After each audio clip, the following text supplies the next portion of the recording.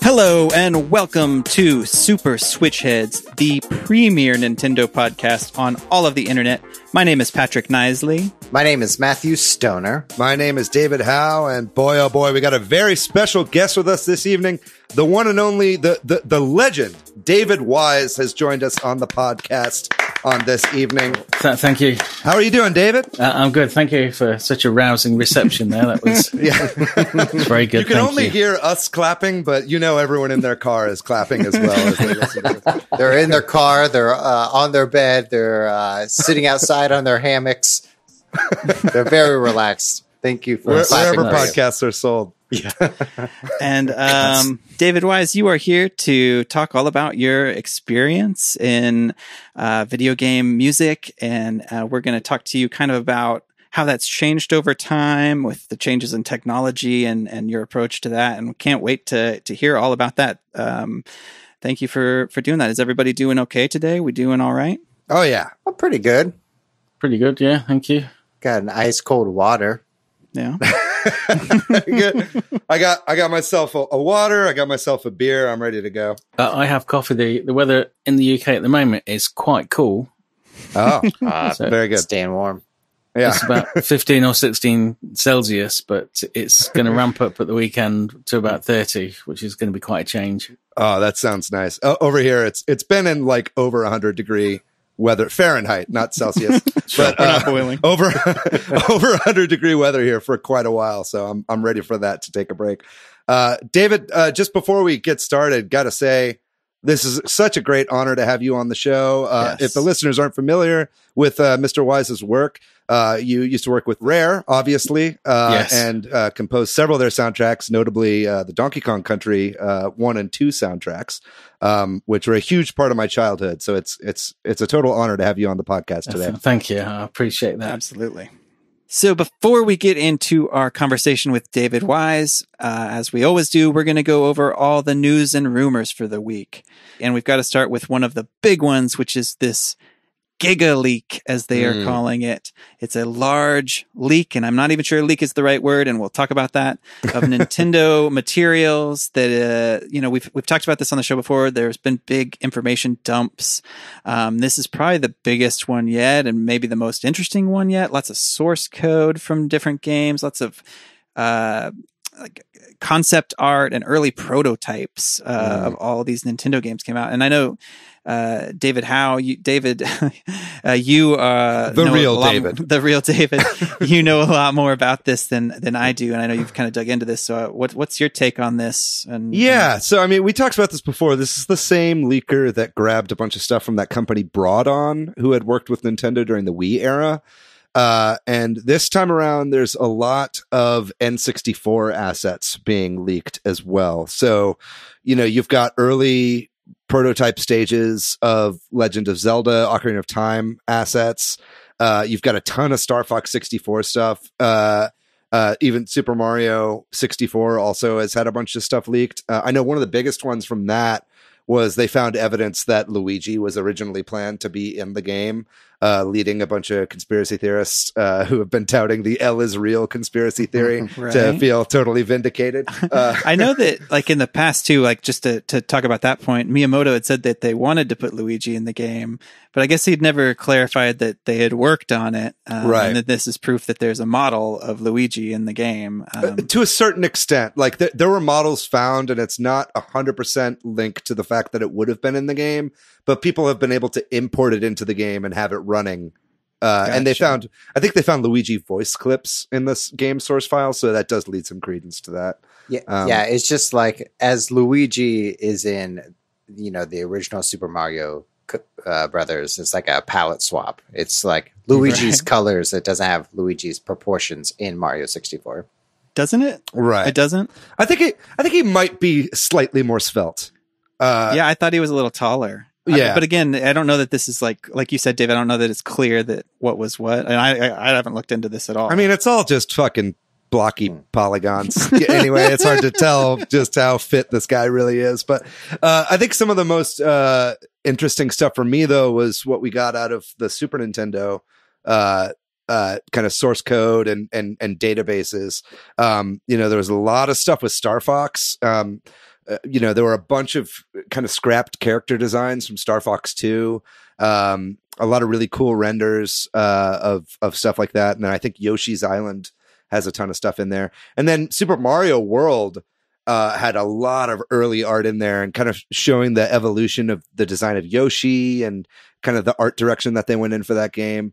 So it's fascinating stuff to comb through for sure. And I think one of the things I feel like we have to talk about is that this is, we're calling this a leak, but it's kind of just stolen materials that are being released without Nintendo's desire or permission. And this has caused a lot of sort of, I don't know what the word is, hand wringing from game historians and people, because it's fascinating stuff.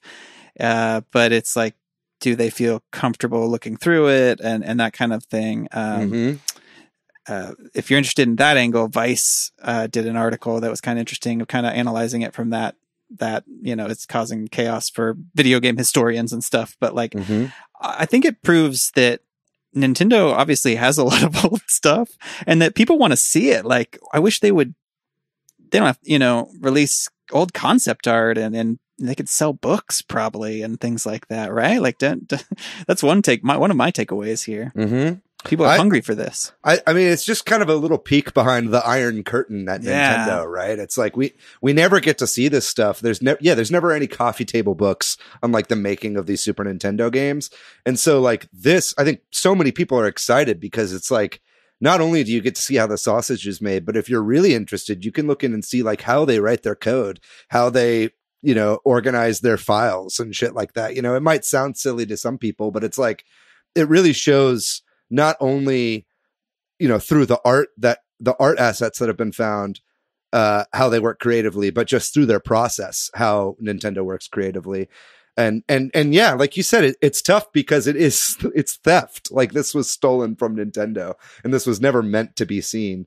But it's impossible not to look at it. At least for me, this is been a treasure trove for me to come through. I think to your point, the funnest part of this is to see the process, to see them making the final product. Back to the Future is going to get re-released in 4K, but part of that compilation is they're going to have Ben Stiller's audition, which is completely wild that we could have got Back to the Future with Ben Stiller. And I'm trying to think of lines he would say.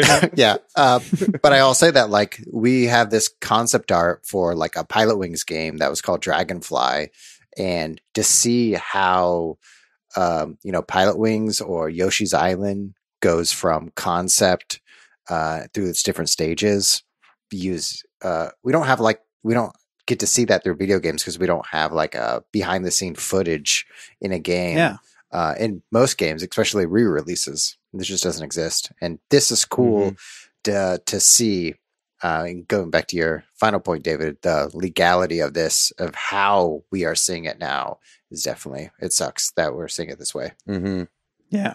I will say a lot of the N64 games or in fact, all of the N64 games that have had stuff leaked were all games that were on the Chinese IQ system. Which was kind of a handheld N64 that was released in China to kind of bypass the anti-console laws that they had in China. So it definitely seems like someone basically took the repository that was being used by the people developing the IQ and just lifted that. So I would expect to see a lot more games from that list continue to leak out over the coming months, because I don't think these leaks are stopping anytime soon. And while we're talking about leaks, some of the leakers that we talk about that leak Nintendo news have been talking that we're going to get another Nintendo Direct in August. And King Zell on Reset Era has been saying that with not much detail, saying that they don't know anything about Twitter announcements, but that there is a Direct, or maybe more than one, coming in August. And also our favorite leaker on the internet right now, Hot Girl Videos 69 over on Twitter, has been hinting at August, and then in particular today said August 3rd, that there might be a partner showcase. Do you think there's a Nintendo Direct Mini partner showcase at 10 a.m. Eastern on August 3rd? Do you think it will cover Bayonetta 3, No More Heroes 3 and more? I guess we will see. Me or? I think Hot Girl Video 69 was asking us. Yeah. But yeah, I mean, apparently she's saying that there will be information about upcoming hardware soon, which kind of leads into another news story that we have on here. But, yeah, that's right. I've seen her say that a couple times. Yeah, so you ready to start speculating about a Switch Pro, Matt? Oh, I've been waiting. It's not like we do it every episode. I saw a comment about that, whether it was her or somebody else, somebody that was talking about it that I almost brought up at one point, but I saved you, Matt. But we have a reason to talk about it later. But before we get to that, listen, I'm happy to talk about a new Switch hardware or whatever Nintendo's next console is, but as long as we have new information when it's announced. What if it has 3 Joy-Cons? You slide one on the front. Okay, I'm fine if it has 3 Joy-Cons. Yeah, but we have to definitively know. Yeah, that sounds good. There's also been a Kickstarter by a lot of the developers of the Suikoden games called Ayuden Chronicle, and just adding more of that Switch Pro rumors to the fire. The Kickstarter was wildly successful. On day one, it launched, and it was a success within its first day. I think it's already raised over $1 million. But something that's gotten a lot of people talking, and especially about these Switch Pro rumors, is on their thing, they have it listed as it will be coming out for PlayStation 5, Xbox Series X, and the next Nintendo hardware, right? So like they themselves have kind of said it's not coming out on the Switch, it's coming out on whatever is after the Switch. Yeah. So that's got a lot of people. I think that's been stoking the flames of this kind of topic of the Switch Pro thing for a while. But I think really, realistically, what it means is they know the game's not going to be done until like 2022, and the Switch might not even be a thing at that point, right? Or that they know that the game won't be able to run on the Switch, or the way they're planning. I've seen the footage from the game so far, and it looks like it would run on the Switch just fine. It looks exactly like Octopath Traveler, honestly. That's funny because I think that's just a weird choice. Then maybe they just, I don't know. Okay, here's what I think. I think generally, if you're them, you say the consoles that it's coming out to. You almost never say the consoles that a game that it's not coming out to. You don't say not coming out for PC, not coming out for Mac. It's not coming to Android or iOS. And so, since you're listing the things that it's can and will come to, it would be weird if it shifted to say not the Nintendo Switch. So you just speculate a little bit and say Nintendo's next console because they're probably going to make one. Well, I think too that they were kind of aware of the fact that a lot of other Kickstarters have been burned by this. You know, like I think Bloodstained is a good example where they said, the game was kickstarted years ago, and they were like, yeah, this will come out for the Wii U. And then, of course, they didn't know that the Wii U was going to fail monumentally and that no one would own a Wii U by the time the game came out. So they moved all the people that backed it for Wii U over to Switch. And that upset a lot of people because maybe they didn't buy a Switch. Maybe they just had a Wii U. I mean, that's like one guy in Des Moines. But, but like still, I think they're just trying to cover their bases a little bit. But we'd be remiss if we didn't bring it up in accordance with some of this other Switch hardware revision speculation. That's right.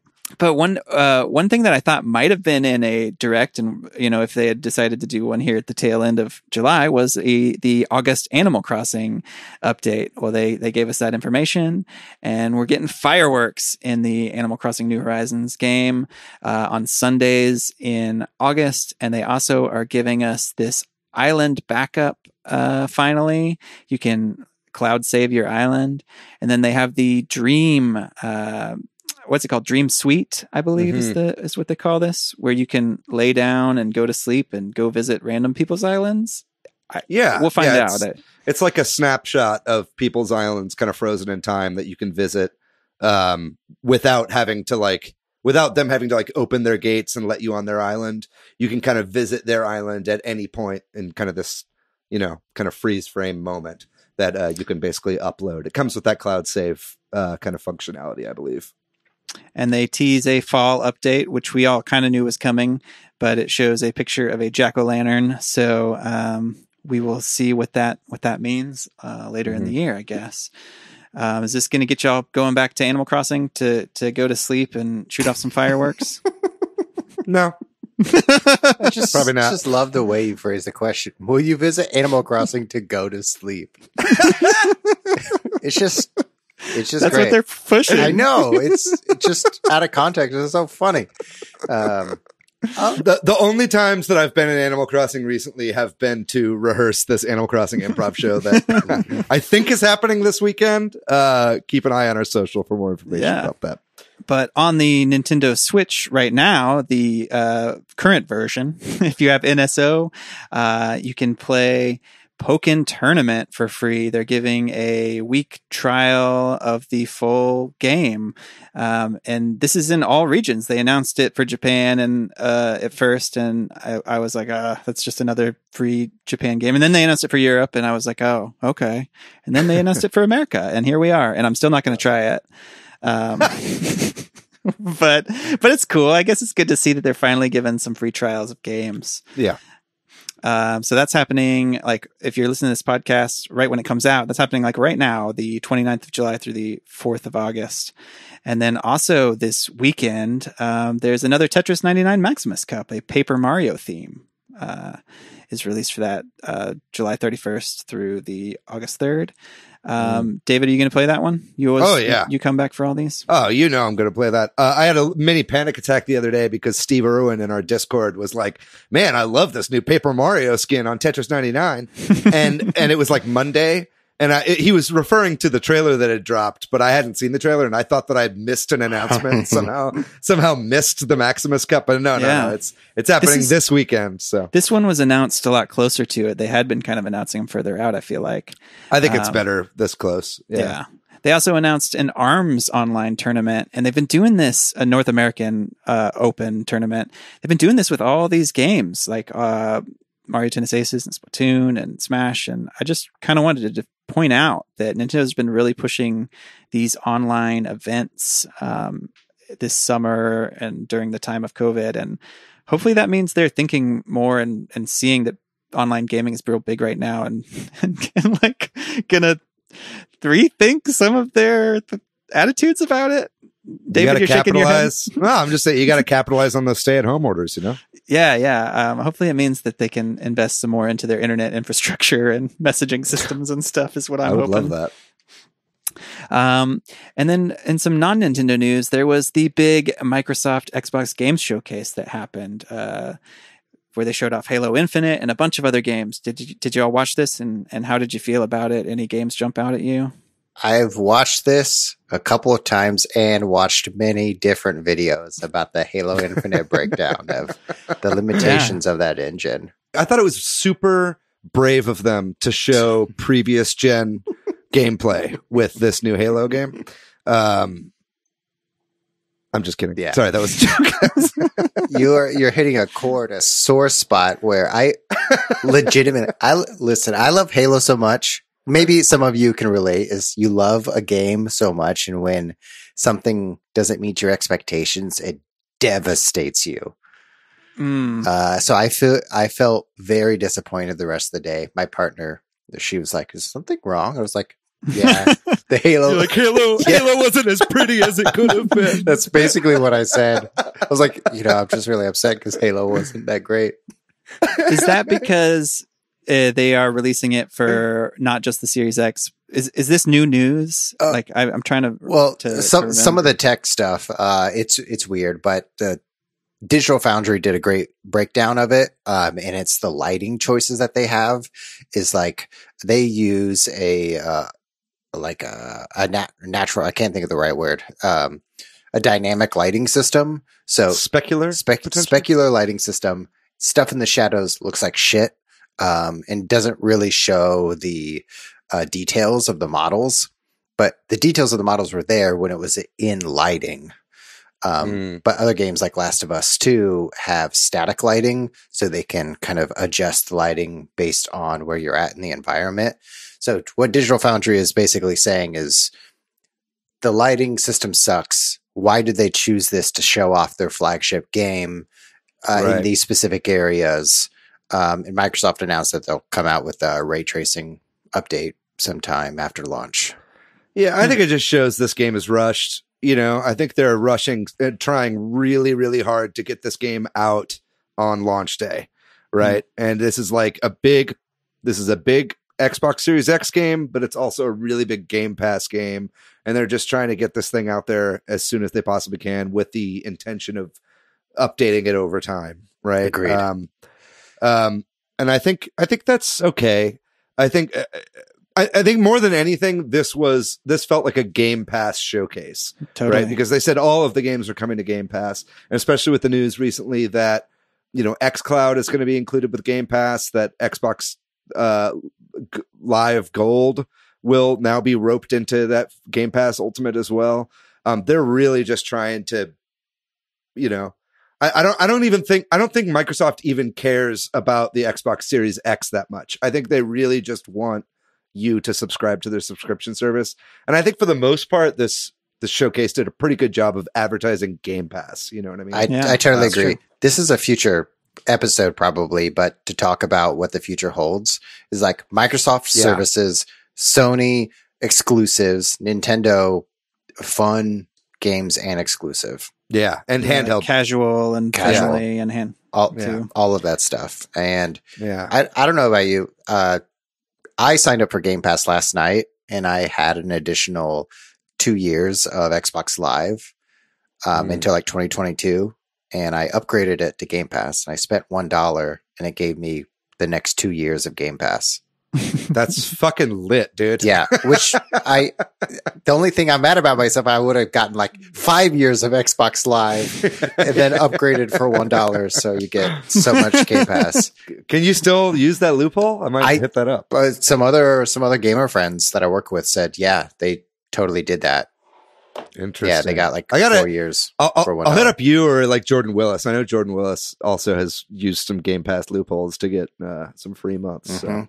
Here on the Nintendo podcast, do we talk about Game Pass loopholes? Well, is there anything in this showcase that y'all want to mention? Any other games that jumped out at you? I think Everwild looks really interesting. It's the Rare game. Yeah, I thought that was one of the best looking ones. Ultimately, it was still a lot of trailers and not a ton of gameplay. Agreed. And it was I think a lot of the stuff looks interesting, but nothing that I would really necessarily write home about right now. I think the Image and Form game looks pretty good. It's the developers of SteamWorld Dig. I forget the Gunk, I believe the game was called. Yeah. I thought that looked pretty great. But yeah, other than that, I think it was a good showing. I think they just kind of tripped over themselves a little bit with the Halo reveal at the beginning, and it's just kind of become a meme at this point. So it's hard to what's the gorilla's name? Craig. Yeah. Halo Infinite starring a gorilla named Craig. So be on the lookout for it. It's coming to Game Pass. And while we're talking about Game Pass, there's, as you may recall, a year and a half ago or whenever it was, we were kind of talking about all these rumors going around that Game Pass might be coming to Switch and other platforms like that. Well, there was an interview done with Phil Spencer where he said that they are really not working on that they're focusing on, they're not really looking at other platforms. They're focusing on the PC and really bringing Game Pass there as well as the Xbox consoles. So may lay that rumor to rest, though it already probably was kind of dying. He's like, we're not bringing Game Pass to Switch, but Switch Pro. But if there's a new hardware, if they had a third Joy-Con, we could make it work. Right. And there's been more rumors of a PlayStation event coming on August 6th, so maybe we'll see a new State of Play and hear more about their exclusives. And then I think this is interesting. There's a book called Ask Iwata about the former president of Nintendo, Satoru Iwata. And I think it was out in Japan already. It's been out for a while. It's sort of a tribute book to him. Is that correct? Yeah, I think it's like supposed to be a book of kind of motivational like quotes and interviews and talking points related to the game industry through Iwata's words. So I think Iwata is credited as the author of the book, and then it's kind of edited by someone else, and then obviously being translated right now. Viz Media is releasing this. I think they source a lot of the stuff from his like Iwata Asks segments that he used to do, where he would interview different developers of Nintendo games. So I'll definitely be picking this up whenever it comes out. I think it's out for pre-order now, right? Yeah, it's out for pre-order. It comes to in print and digital spring of 2021. Yeah. Looking forward to that. That seems like that'll be a good one to read if you're a Nintendo fan. And if you're looking for a new role-playing game to play on your Switch, there's a big Square sale, and there's some other publishers that have some sales going on too, right? But a lot of the Final Fantasy games are on sale on the Switch. Mm-hmm. And pretty much every Square Enix game is on sale on the Switch right now. That's cool. Decent deals, I think it looks like. So yeah, there's quite a big eShop sale going on in general right now. In addition to just the Square stuff, I think Capcom has a lot of stuff on sale as well. And it's been pointed out that Celeste is only $5 right now, along with Towerfall. Right. So definitely check out the eShop. There's a couple games I've already snagged that I'm sure we'll talk about at the end of the show. And that does it for the news and rumors for the week. And so we're going to come back to David Wise and have a conversation with him about video game music through the years from an insider perspective after the break. So for our main topic today, we are talking with David Wise, and we're going to be talking about sort of video game music through the years. Donkey Kong Country just came out on Nintendo Switch Online. This is a great time for us to talk to you. Anytime would be a great time for us to talk to you.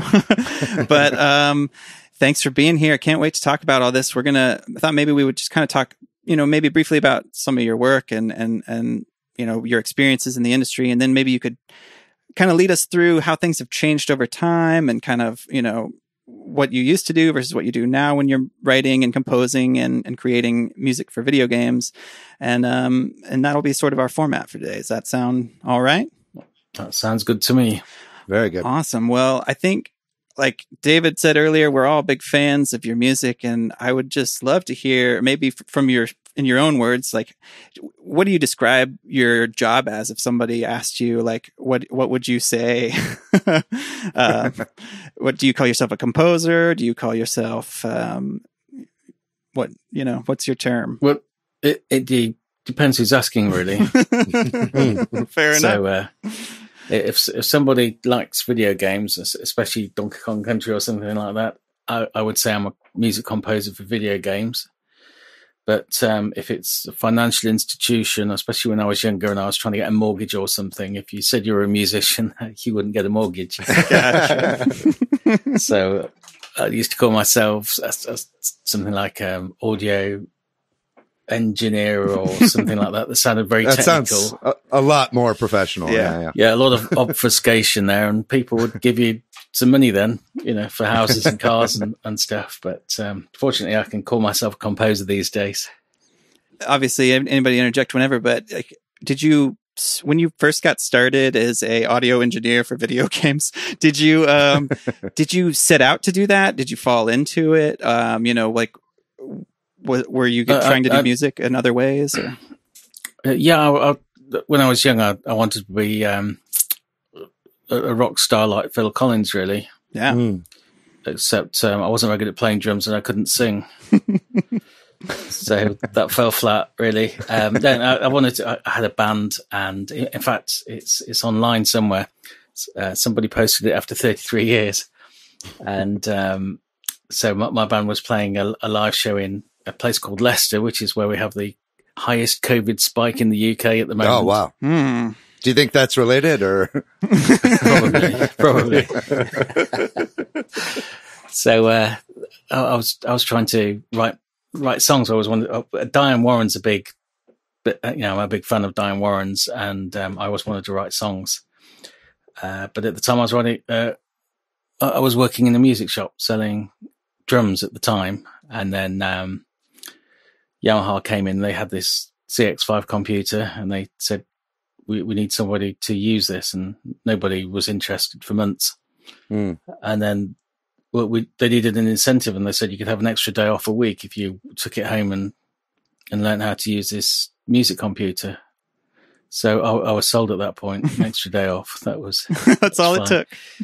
So that was just with the intention of then selling that to other people, so you could explain kind of how it works, I suppose. That's right, yeah. So it took me about 3 weeks to work out how it worked, and I could hook this computer up to the drum machines and the synths in the music shop.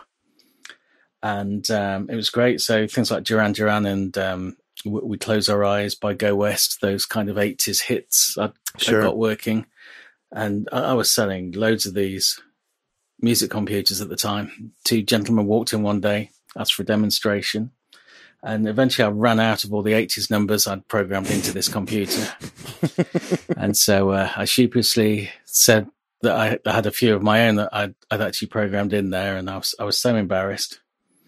But I played them anyway. And at the end of the first track, Chris turned around to Tim and he said, "Oh, that sounds like Monsters." And I was taken aback. And I said, what do you mean Monsters? Is that good or bad? And they said, "Oh, do you have an office?" So we went upstairs, and I thought, "Yep, I've got another. So some more people on finance. We'll sell another one of these." But they offered me a job, and that's how I started at Rare. Oh, that's very great. cool. That's a great story. So it's quite accidental. I never set out to be a video game composer. Right. It seems like it all kind of fell into place. I know a lot of people know your work, from the Donkey Kong series, but I know before that at Rare, you were doing lots of soundtracks. It seems like you started working on the NES, right? Oh yeah, completely. My first soundtrack was the NES. It was a skiing game, Slalom. That's what it was called.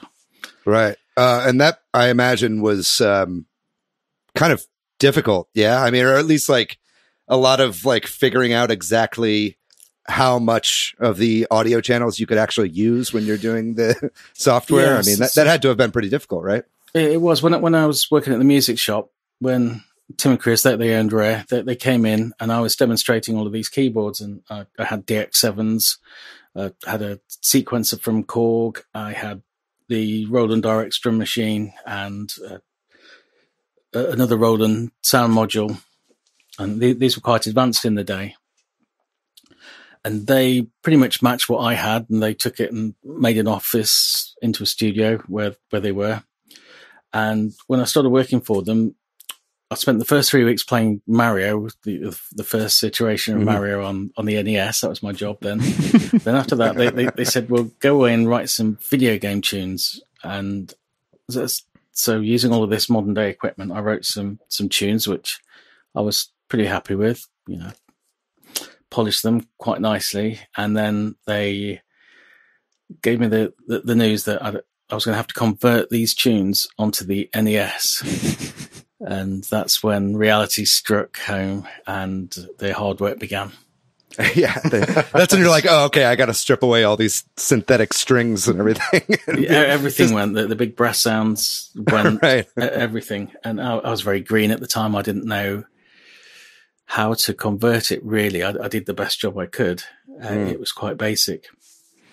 So was there a point then where you felt like it sounds like at the beginning, you had to do a crash course then and converting what you had in your head to using those tools? Was there a point at which... Yeah, completely. In those days, there was no YouTube channel. You couldn't type in on YouTube, "How do I write video game music?" It was, it just wasn't there. So I had to work it out myself, which was because at that point with the music computer, I had MIDI, so I could play something on a keyboard and I could hear it. But there was nothing like that on the NES. I would have to play something on the keyboard, transcribe it, as in turn it into numbers. So there was hex numbers as well. It wasn't decimal. It was groups of 16. Right. All these subroutines and codes, and I'd type it into an editor called Brief, and then I'd assemble it, and then you'd wait, and it would assemble, and it would play it back on the machine, and you'd realise that you've got about 3 notes in there, and you've you've got to go back and start again. So it took hours of very focused, concentrated work to get a tune that sounded like a doorbell. Did you have any experience with programming or hexadecimal? No, I had no experience of programming at that point. The closest I got to it was on the Korg. It was a step sequencer, so you'd put a note in and tell it how long it needed to be. So it was similar-ish, but nowhere near as detailed. It was a long slog, because you could spend weeks typing in a tune and it still didn't sound particularly good. It sounded like NES video game music. Right. So it was a huge learning curve.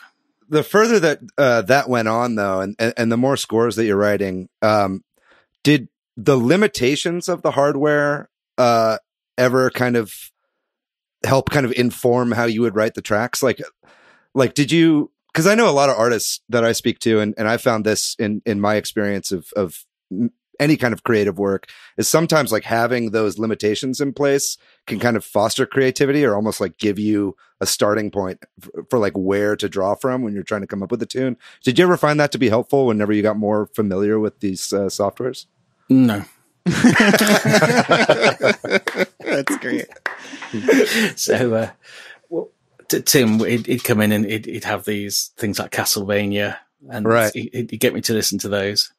And people like Yoko Shimomura and obviously Kondo-san from Nintendo, and they do these amazing soundtracks using this very limited sound chip. And I was scratching my head thinking, well, they've got it sounding really good, and I can't, for some reason, I can't get the same sort of thing out of it. So I was always trying to make it sound better than the 3 channels and the noise channel it was.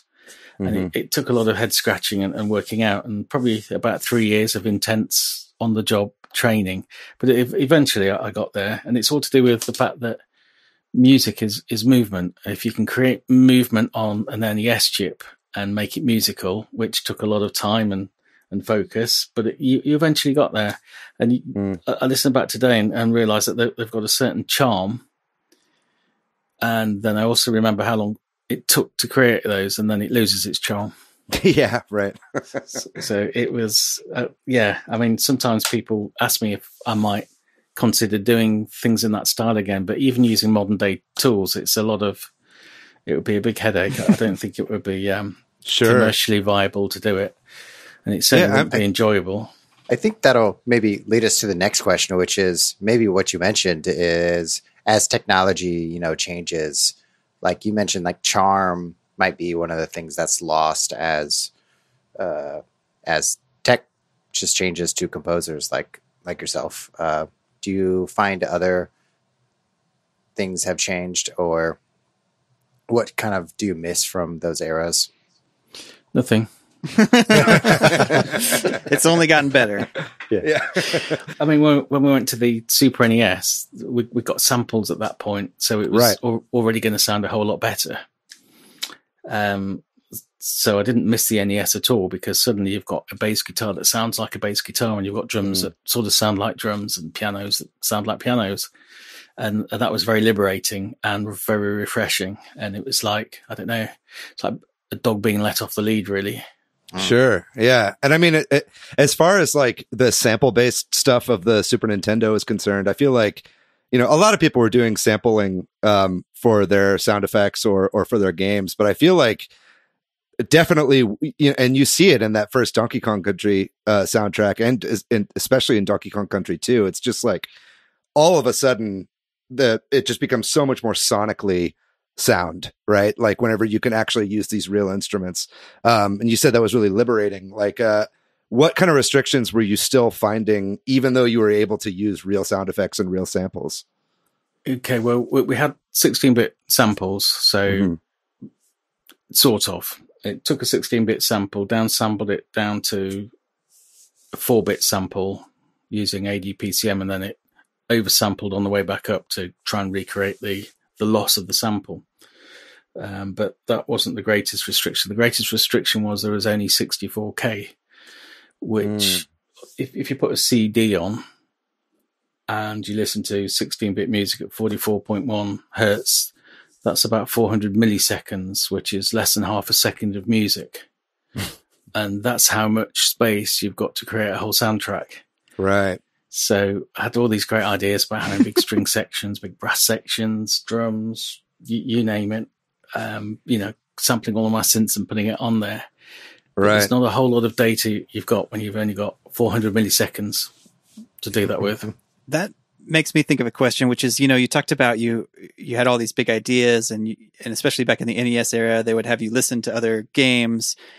Especially in the early days, did you have a lot of freedom, or were they giving you a lot of direction at Rare as to what to do, and in terms of that sounds right or that doesn't sound right, or did they just trust you pretty much early on? They gave me lots of freedom, so I could go off and create something, and then they'd listen to it, and they either liked it or they'd start suggesting ideas, and which is always helpful as well. It's always good when somebody comes back and says, "Look, we've heard this on this console, and we like that, and we would like you to recreate this if this is at all possible." And that's kind of helpful. So if I hadn't got it right, they'd try and help you to get it right.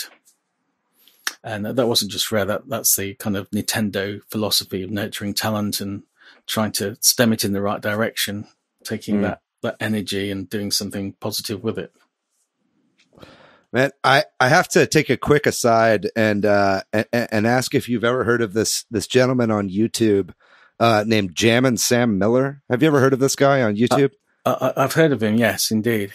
Yeah, I'm a pretty big fan of what he's doing right now. If our listeners aren't aware of Jammin' Sam Miller, like what he's been going on this project basically over the last couple of years, where he's basically gone back in and found all the sample packs that you used for the Donkey Kong Country 1 and 2 soundtracks, and also what Evelyn Fisher used for Donkey Kong Country 3. And he's gone back in and been completely remixing and remastering all these songs based on the sequencing, and then but putting uncompressed audio in. And some of that stuff is pretty cool. Have you been able to listen to any of his stuff?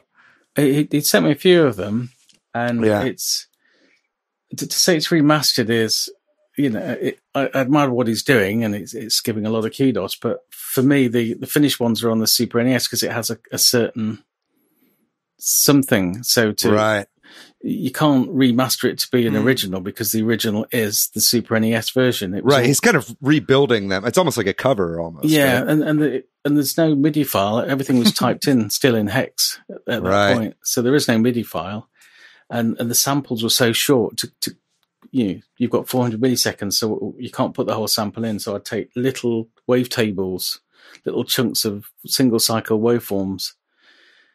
And I was sampling my Roland synths and my Yamaha synths and just taking a tiny little fraction that if you play it back, it sounds like a buzz. Right. But then you take one and you crossfade it into another, and then you've got this movement again, and the sound starts to travel, and it starts to sound much bigger than it does on its own. So it's by getting those little wavetables and pushing them in a sequence, because we're still typing away in hex, we could do that. We could write a subroutine that would cycle through these waves very quickly to give a different sound. And that's how it was done. So the whole thing was created on the Super NES. It didn't really, it never existed in any other form. So for me, that kind of Super NES thing, that's the definitive version for me. It would never existed in a higher plane ever. Fair enough. Yeah, compression and all. Yeah. So what you're saying is we should go ahead and send him a cease and desist, is what you're saying. It's not for me. It's above my pay grade. But it's nice that he's very interested and is putting these versions together. It's, I mean, that's got to be kind of surreal, right? Like to see somebody kind of like redo your entire catalog with such. Because I've even like checked in on, because he'll stream his process of like going through every single individual sample and like putting it all in, and occasionally like just while I'm working I'll put that on, and it's like just seeing the reverence for it, I mean, that's got to be kind of surreal to see that stuff, right? Absolutely. Yeah, it's so it's a lot of hard work for to recreate something that's already been created. Yeah, right. It's very postmodern. Yeah. Yes, I like that. That's a great word. Postmodern. Getting back to sort of the changes in technology and the sort of leaps, was there a real notable leap? Because, you talked about the SNES still had a lot of limitations. Was there a time when you're like, oh, I can finally do some of the things that you had in your head? Is there a moment where you can pinpoint that, or has it been more just a gradual? Yeah, I think to get to that point, we were probably at Tropical Freeze for the Wii U. So not that long ago. Not that long ago, no. Because things got better. Obviously, on the N64, I could play something on the keyboard and hear what it would sound like, and that was really useful. So it speeds up the whole process of composition. But then it kind of went backwards when we got onto the console after that, which the GameCube. That was it. Really? Because that was Factor 5. We were using a Factor 5 black box system, and it didn't have any global values. Everything was local. So if you wanted to change the sound, you'd have to change everything on the sound for every single sample you use within that sound. Right. Whereas normally you change one value and it would change everything. So that was a lot of extra work that there really didn't need to be. So I think that the GameCube was probably, a step backward really as far as the audio goes. It was nice that we could use, because a lot of people were streaming at that point. They could take CD quality sounds, but I was still using MIDI for the actual in-game tracks. Right. I mean, there is still a good argument for using MIDI tunes because it's far more interactive for the gameplay, and the music's there to support the gameplay really. Right. So there is an argument for that. But I think we did more on the N64 than we did on the GameCube because it was just so much easier to manipulate and use. So I think of all the retro consoles, perhaps the N64 was a nice one to use. That really helps us because we had a controversial episode a couple months ago where we ranked some of our consoles. Personally, it was a very objective list. Trust me, very objective, 100% scientific. And we got a lot of flack for poo-pooing on the N64 and GameCube. But now I put the GameCube up there pretty high, man. I don't know about you. Yeah, I think there was some great games for the N64. It was. Oh yeah. I think overall it probably didn't do as well as some of the other consoles out there at the time. You got the PlayStation 2, I think, or something like that. You got some new technologies coming in, so it suffered in regard to that. But I think as far as the games were on the N64, I thought they were pretty good. Yeah, agreed. That was a good era for Rare, for sure. It was, yeah. And for Nintendo, they wrote some really good games as well. Sort of as things changed, and I imagine, I don't know about Rare specifically, but I imagine that teams got bigger and that kind of thing. Did you, are there any sort of, outside of the technical limitations, are there anything that changed about game development, between the NES and say, Tropical Freeze or whatever that impacted music, like in terms of collaborators or larger teams or anything like that? I'd just be kind of curious to hear about your take on that evolution too, and how that affected music. Well, obviously the teams got bigger, and yeah, I think there's always an optimum size, whether you're working in video games, whether you're writing accountancy software, whether you're I don't know, whatever type of software that you're doing, there's a nice optimum size where you've got a really efficient size. But then suddenly everything gets more complicated and the graphic chips are getting harder. And instead of just having music, you've now got ambience and you've got speech and you've got so many more disciplines, and they all need to be programmed by a team of people rather than just one person. And things tend to get quite complicated quite quickly. And I suppose the management of things was always going to be tricky at that point, but right, muddled through it and got through these things. But yeah, it was a learning curve all the time. Yeah. Was that ever like frustrating when you're trying to compose and then you kind of have all these different levels and more cooks in the kitchen and more bosses to like respond to? Like, does that get frustrating when you're trying to be creative? It gets very, because I like to create. I like to sit and get ideas down and do stuff. And the administration side of it, I really couldn't care for at all.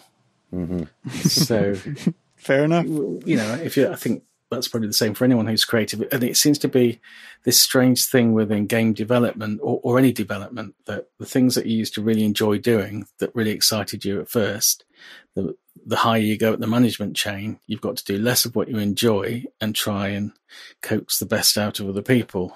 And really, management is different to creativity. It would be better if you had somebody who focused on management and managing the best of creative people, rather than getting creative people to try and manage other creative people. Because I'm not sure that's the best way forward. And also, you lose something as well, because the stuff that you really used to enjoy, you're not doing anymore, and you're having to do something you don't really enjoy, but you kind of like working within a sphere. And it's two different things: either be a manager or be creative. But trying to do the both is a compromise situation. I know you've been doing a lot more like indie published games recently, like with Snake Pass and Yooka-Laylee, which I think you collaborated with Grant Kirkhope on those soundtracks. That's right, yeah. Yeah, and do you find with like the kind of smaller indie teams where there isn't, necessarily a big publisher kind of overseeing everything, do you find that to be a little bit more freeing work? I think certainly with Yooka-Laylee and the fact that most of them are ex-Rare people, it's like a very familiar kind of environment, almost very reassuring, and you just instantly know what to do when you go into that working environment. But even with indie teams, and I'm working with a few of those at the moment, there'll be a publisher somewhere who is wanting a certain amount of things, and at some point you're going to face the publisher versus the indie developer, because the facade kind of breaks down, I guess. Yeah, exactly. So there's always a bigger fish to negotiate with.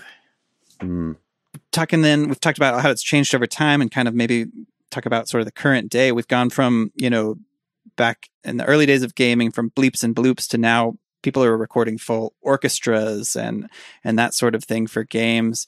I'm kind of curious about your thoughts, David Wise, on like the current state of music and maybe where it could go for video games. Like, you said Tropical Freeze was when you really felt like you could do whatever you wanted. Is there anything that is there a new horizon then? You know what I mean? Like, did you just confirm that David Wise is working on the Animal Crossing New Horizons soundtrack? I don't. Where is it going? I've no idea. I mean, orchestral soundtracks sound amazing when you've got the budget, but you do need a big budget to do it. Right. Not only have you got to write an orchestral score, you've then got somebody, or chances are you're going to need somebody who can really arrange it for orchestra and make it sound convincing. Yeah. Which itself is a big job. And then you've got to record the orchestra, which in itself is an expensive job.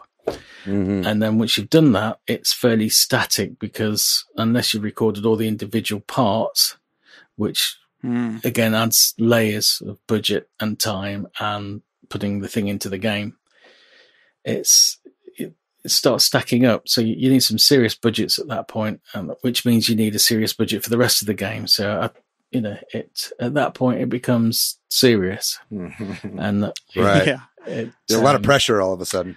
A lot of pressure. Whereas on a smaller game, if you don't have the budget for an orchestra, you've probably not got the same pressure. I think that's probably a good word for it, of having to come up with something orchestral. And a lot of times, orchestral isn't always the best. I mean, there are situations where it's great and it's the perfect solution for these big epic scores, but a lot of the time, especially with the games I play, I like fun games, and sometimes it's completely not orchestral. It might be blippy, it might be bloopy, and then something else. But quirky. I think quirk is the right word. Sure. And some people are doing some amazing quirky soundtracks at the moment. Yeah, your work on the Tropical Freeze soundtrack was really excellent. I think it was cool listening to that, because I mean, with the first Donkey Kong Country Returns, they did a lot of the remixes of those original Donkey Kong Country tunes. But having you back for the second game, it felt very, very natural, and it was interesting hearing, having grown up on those soundtracks of the original games for the Super Nintendo, and then hearing this new soundtrack. It's like hearing that unmistakable style from those first games come back, but with, you know, more fleshed out, more symphonic sounds, you know, like even like I'm forgetting the name of it right now, but the one that's in the Sahara with a lot of the vocals, and it's very like African themed. I love that track. Yeah. And there's quite a story behind that. Please do tell. Well, Yamamoto-san wasn't very keen on us using stock libraries from, and taking, it's called Heart of Africa. So a lot of the samples that I originally used were from Heart of Africa. And he was very keen on using personalized samples. So we kind of based it on Heart of Africa, and Yamamoto-san went away and he recorded all of the vocal parts. And there's a lot of people who sing at Nintendo. So it's Nintendo Japanese office who are singing all of the parts. Oh, wow. I love that. And he must have, I don't know. He went away and he came back with this awesome sounding versions of these samples. And it just adds it's cheeky and it's funny and it just works. I can remember listening to all of the samples in context and just big smile on my face. Oh yeah. Yeah. It's very, very happiness inducing. Yeah, absolutely. So he really took it and got them great performances from these singers and this choir. That's great. And it elevated the track to a totally different level. And it, again, I like the gameplay in that level, the fact that it's always changing and the music's integrated into the gameplay, and then we've got the choir in there, and it takes it to a different level as well. So Retro is really good at that balance of the gameplay and the sound design. I feel like in a lot of their games, they work really well with that, and especially in that game, it works wonderfully. Yeah, I mean, Retro do, you know, they're a great team, obviously, to work with, and they you know, they have a certain magic, and there's obviously some very talented developers here over in Austin. Yeah, good folk. Yeah, so it was a joy to work on. We keep trying to get them on the podcast, but they won't let anybody on our podcast. Yeah, well, they're a little secretive. Yeah. It's good to be secretive. Yeah, that discussion though does lead me to one kind of question I want to ask, which is, you know, when you're writing music for video games, the gameplay comes first, like you said, and kind of hinted at. Yeah. So, like, how does that work? Or have there ever been times where you've written something or spent a lot of time on it, and then they're like, "Well, this just doesn't work," or do you know, what is the sort of the iteration process like for game writing of music? It's always very helpful if you can play the game, and it's nice to have a video to see how other people play it as well, and that immediately gives you a tempo to work with, and it gives you certain ideas to work with as well. But the development of a game, even when you've got the music in it, it's going to change, and there's going to be iteration after iteration, graphically, gameplay wise, music wise, sound effect wise. It's just the nature of the beast, but that's kind of the fun part of developing for video games. Is that so? That is fun. It's a kind of, it's not a, you don't have to kill your darlings. You enjoy, you know, maybe redoing a song or something like that. You know what I mean? Like, is it? Yeah, I mean, sometimes you can try, and it's like a puzzle. It's like this challenging puzzle that you're trying to get right. Sometimes you don't get it right. You can spend weeks on something and just not hit the nail, and then all of a sudden it all comes together, and you know what to do at that point. But that's always been the very nature of writing for video games, rather than just writing a linear piece for a TV series or for a cartoon. Completely different. That like aha moment where it all clicks together, and that symbiosis of the gameplay and the music kind of like works. That's got to be such a fulfilling moment, right? Yeah, absolutely. When you see it all come together, it's just magic.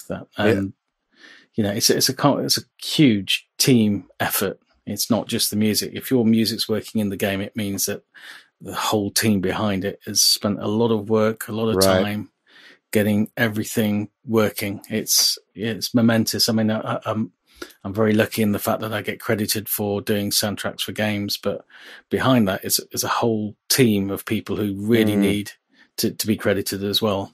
Totally. Yeah. I have to point you to this article that someone posted recently from Hard Times, Yes. where I don't know if you're familiar, but the title or the headline was "Man tasked with making score for a monkey riding a swordfish underwater creates transcendent piece of music." I thought that was pretty funny. It was funny indeed. Sorry, you were going to say something, Matt? Yeah, it's a great article. But furthermore, I've been thinking, you briefly mentioned this when we were talking about transposing hexadecimal to actual music on the NES, where it required hyper focus work. And even like the payoff is the aha moment. But I've been curious about what you might do to like really get into that hyper focus state to like, make a great song like Scorching Torch. I think it's being undisturbed, which has been really hard in COVID. Yeah. Yeah. It's been super hard. It's never been this hard before because kids are off from school. Mm-hmm. And my son's just finished at college, but I had to put a lot of work in to finishing his college course when you also need to do some work as well. Mm-hmm. Well, just kick his ass out, Yeah, he's finished now, but I think with whether you're doing art, gameplay, whatever discipline you're doing within a video game, you just need to be able to get yourself into the zone. And it's a great place to be because it's like escaping from reality. If there's, something's bothering you, you're not very happy about stuff. As soon as you're in the zone, you can just go for hours in the zone and it's a happy place. It's just getting there that can be difficult because you really need a good, clear 4 hours to be able to get anything of value done. And just a couple of those hours is just consuming coffee, right? Like, Absolutely. Yeah. But you do need to get yourself into a state, and it's not something that comes instantly. You can't just switch it on and off you go. You need to be in that headspace for creating something that you're happy with and getting the vibe. For sure. Once you've got that, that's great. You can go back to it quite easily. But those first 4 hours of just being undisturbed, that's the magic that I need more of, especially at the moment. Yeah. I think we could all use some more of that, honestly. And it's such a strange world, isn't it? This COVID thing. It's yes. every day. It's like every other day I have these cycles, right? Where it's like one day I'm like, oh, okay, I feel like I'm finally hitting my stride and this is kind of starting to feel normal. And then the next day after I sleep, I have another like anxiety attack and I'm like, what is going on in the world? And then the next day I like come to terms with it. So it's definitely a lot to handle. Yeah. I think there are so many people at the moment who are having anxiety attacks because I find it really hard to sleep as well. And that doesn't help getting the zone either. Yeah. And right. Sometimes you wake up and I can remember at the beginning of this thing, in the UK it was March over here. Mm-hmm. Same. They started closing everything down, and you'd wake up, and for the first few minutes, you'd be oblivious that the world hadn't changed. Right. And then as you came to and you woke up and your brain started wiring things, you think, oh my God, this is, we're in this pandemic and everything's changed. And even 3 weeks into it, you think, well, 3 weeks ago, everything was different and the world was different. And it was different then, and we're in this COVID limbo state. Yeah. And then trying to like project where the world is going to be like a year from now or 2 years from now is that's completely impossible. Just look back to March and everything has changed. That's where a lot of the anxiety comes from, right? Yeah, I think so. As the unknowns, we don't know a lot of things, and that's anxiety inducing. What we do know is that a lot of people have been playing video games. That's a really good thing. That's true. A lot of people have been replaying Donkey Kong Country on Nintendo Switch Online. I know I have. As soon as it came out, I played it the other day, and it's like Donkey Kong 2 is the one that, like, for me is my favorite of the trilogy. I think a lot of people really enjoyed the second one, but like going back and playing the first one again, I was like, God damn, this is a really good game. Like, and it holds up, and it's so nice to have it available for everyone on the Switch now. And the Switch has been selling so well. And I know a lot of my friends have not played the game before, and it's just such a treat to hear them play the game for the first time and see a lot of their reactions. So, I mean, it's completely bonkers. It's 25 years old, isn't it? Totally.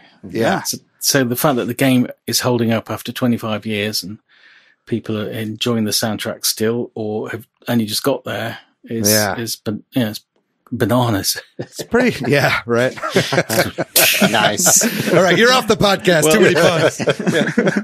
Well, I know it's pretty late where you are, David Wise, so I think we should probably wrap this up pretty soon, but maybe we can, if there's anybody has a final question or two, I would just be curious if there's somebody out there that's listening to this that wanted to get into video game music in particular, or write video game music. Is there anything you would say to that person in terms of advice? Yeah, I'd grab them by the shoulders and shake them and say, "Don't be so silly.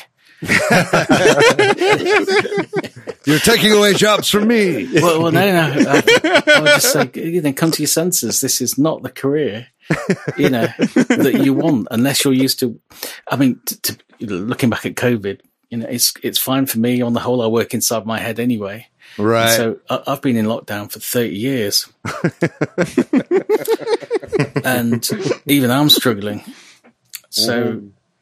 For anyone new to this or wanting to get into it, there's a lot of time that you spend on your own, which isn't healthy, on a mental way. And again, a lot of musicians are contractors, and it's great when things are good, but sometimes, especially with COVID, everybody was going, "Oh my God, we don't know what's going on." Mm-hmm. And, everything just dropped like a brick. Fortunately, things have started coming back online in the last month. But, for a few months, it was like, what's going to happen? And if you're new at this and there's no backup plan and this is where you're going and suddenly that work isn't there, it's going to be tough on anybody who's starting out as a contractor who's, fairly new to graphics, fairly new to music or whatever you're doing. That there isn't really a backup plan. It's a hard gig. Mm-hmm. So there you go. David Wise says, "Don't do it." But 30 years ago, I'd have ignored me. Right. Yeah. You should give yourself your own advice. No, I'm just kidding. Exactly, but we never do. And some of that's the appeal, isn't it? Yeah. Right. My dad said it to me. He said, "You'll never make it. Prove you wrong." Yeah. Absolutely. Yeah. There you go. That's a good way to look at it. You'll never be a musician. Don't be silly. Well, very much looking forward to some future soundtracks from you. Are there any projects you're working on right now that you want to give some lip service to? So stuff we should be looking out for? I'm working on 2 or 3 projects at the moment that I can't tell you about because I'd have to kill you. Okay. It just gets messy. Yeah, I prefer you not do that. Well, cool. Well, we'll keep an eye on this space, and whenever we see what projects you're working on, Metroid Prime 4. No, I'm just kidding. We'll be sure to shout it out on the podcast. Thanks so much for talking to us, David. That was a real delight. Well, yes. Thank you very much for having me on, even if it's so late at night here. Well, we appreciate you staying up. Yeah, cool. Really appreciate it. Thank you. So we're going to take a real short break, and then when we come back, we'll talk about all the video games that we've been playing over the last week or so. I wanted to start. I haven't had very much time to play games on my own this past week because I've been working a whole lot in the evenings. But when I spend time with my son, we've played a lot of games, and he and I beat the new Paper Mario game.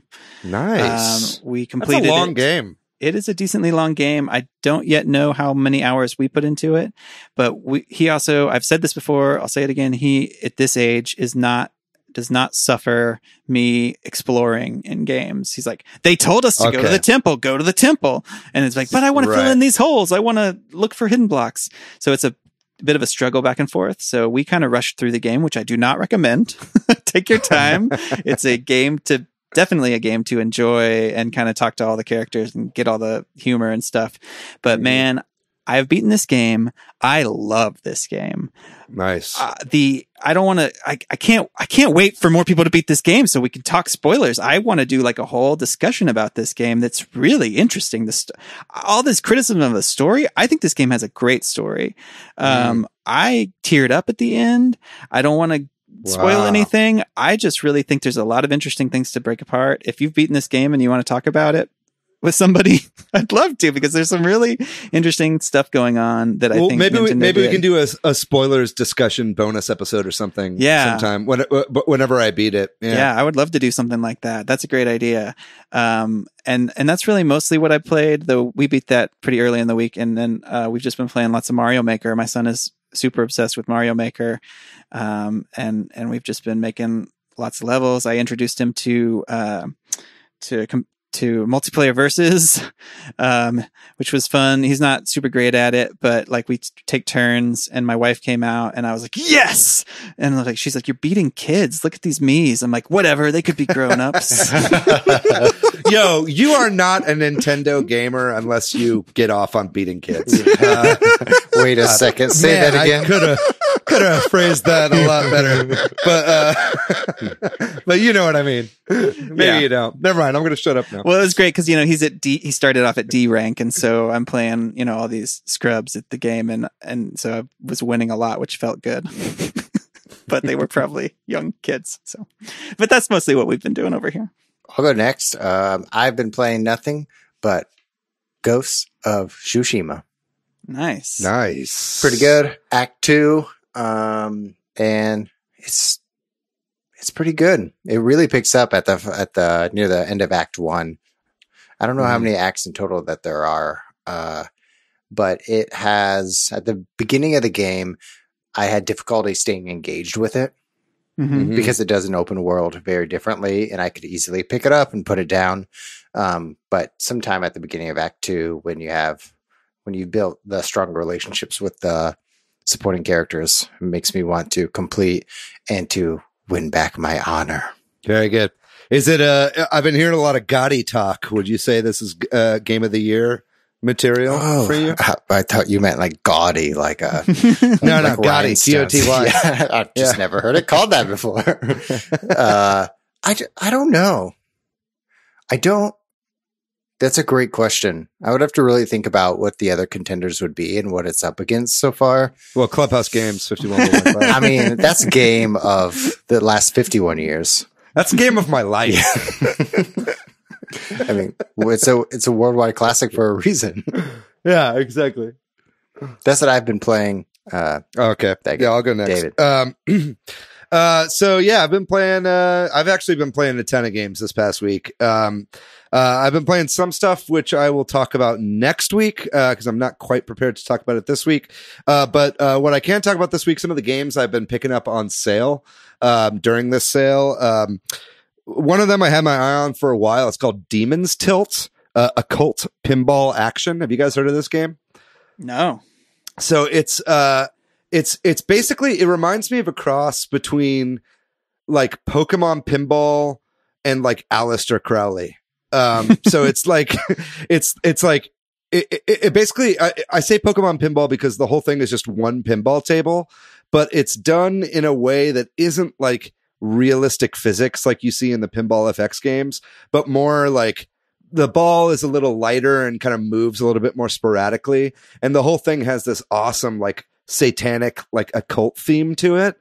And so that's just kind of a big crossover of two things that I really enjoy, because I find the whole kind of satanic, iconography and stuff like that, like pretty fascinating. So this game was definitely right up my alley. And if you're a pinball fan, or if you just like, the occults, or the major arcana or anything like that, I would definitely say pick up Demon's Tilt. It's a really fun time, very easy to pick up and play, and then just like any pinball game, it's got a lot of mastery involved as well once you learn the tables. Other than that, I picked up this game called Super Bit Blaster XL, which was 9 cents during this sale. So I got it with gold points, and it's pretty fun. I recommend it. Check it out. It's only 9 fucking cents. I got it for free. And then, obviously been playing more Origami King as well. I've beaten the blue streamer now, and I'm on my way to the yellow streamer. Which I keep being surprised. I keep thinking that it's going to go by pretty quick, but then it's like every time there's like, there's like 2 bosses on each streamer, and it kind of throws me off. Yeah. The game definitely makes you think you're like about to do something, and then it's like, oh no, we got to find the key or whatever. Yeah. Well, now I know it's like the volumental like boss, followed Yeah. by the arts and crafts boss or whatever. Right. And so I feel like I'm finally now getting a feel for the rhythm of this game and kind of like the way the gameplay loop goes. So I'm also really enjoying it, Patrick, and hopefully I can beat that pretty soon so we can do a spoiler talk. And then lastly, the game I'll talk about this week is a game called Grip. Which is a futuristic racing game. And your boy loves futuristic sci-fi racing games. Grip is a really cool game. It like the Ultimate Edition or whatever was on sale for about $12 during the sale, so I picked it up. And it's a spiritual successor to the game Roll Cage, which was a PlayStation game. And kind of the whole caveat of that game is that like you play a car that can also drive forward when it's flipped upside down. It's like these big wheels basically. And then you can like basically grip onto the sides of like tunnels or onto the ceilings of tunnels and kind of grip onto it. So it's got this really futuristic style to it. It very much reminds me of Star Wars Episode 1 Racer, but like plays a lot better than that, honestly, I think. And I'm having a lot of fun with this game. Just like the sense of speed is like off the charts, and that's what I'm really looking for when I play a racing game. Is like just balls to the wall speed and power. I think is the stuff that I really enjoy. That's why I like F-Zero so much. Yeah.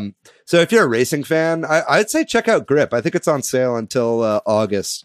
And I really enjoyed it. It's one that a lot of people are sleeping on, and I think it plays really well. And I'm enjoying it quite a bit. So that does it for our show then. Thank you so much, David Wise, for coming on. Thanks for being here. Really appreciate your time. And thank you for inviting me. That was very kind. I don't think I've talked about anything that should compromise my relationship with Nintendo. So yeah. Thanks to Corduroy, who does our music. Maybe we put you in touch. We should hook you guys up. Yeah, he's a good composer as well. Excellent. And then, sorry, Chris McKeever, we did not play Disney Tsum Tsum Festival. If you're looking for me, Patrick Online, I am PDYX. You can find me on Twitter, Matthew, MATHYOU. I'm pretty much everywhere on the internet at Monolith Fiji. And what about you, Mr. Wise? Can people find you on any social media or anything like that? Yeah, I'm on Facebook and Twitter, David_Wise, and other places, I'm sure. I need to be on some more. I need to get into Instagram, but there's so many more things. So many more things that need my time. Yeah, yeah, right. Well, very good. Thanks again to David Wise for joining us on this episode. If you want to find our show itself on social media, you can find us at Super Switch Headz on Instagram and Facebook, at Switch Headz on Twitter. We also have our Discord and our Facebook group, which you can find links to in the description of the YouTube videos or elsewhere. Ladies and gentlemen, thank you so much for listening to today's episode of Super Switch Headz. We've got a great episode for you next week. I'm not going to spoil what it is because that's what we do now. We don't spoil it. And, well, other than that, please continue to keep washing your hands, wear a mask, keep fighting the good fight. Thanks for listening this week. We'll see you next week. We love you. Bye-bye.